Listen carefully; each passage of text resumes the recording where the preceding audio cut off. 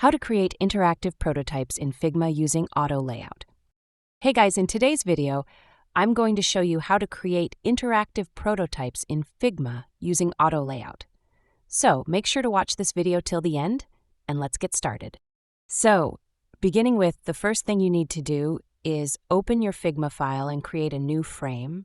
This will be the base screen where you'll apply auto layout and build your prototype. Now, let's come towards adding auto layout. Select your frame and click on the auto layout icon on the right sidebar. Once it's applied, you can adjust spacing, padding, and alignment to organize your elements perfectly. Next, start placing your UI elements like buttons, text fields, and icons inside the auto layout frame. Every time you add something, auto layout will automatically adjust everything for you, keeping the design clean and structured. After that, duplicate your frame by pressing Ctrl-D.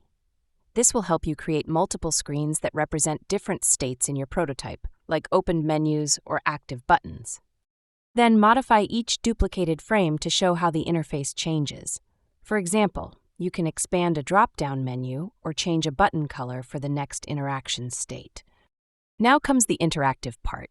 Select a button or element you want to animate, click on Prototype at the top right, and drag the node to the next frame.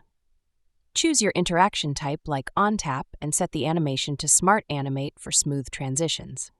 Once that's done, click on the Present button at the top right to preview your interactive prototype. You'll now see your screens smoothly animated using auto layout. And that's how you create a clean, flexible, and interactive prototype in Figma using auto layout. That's all for the video.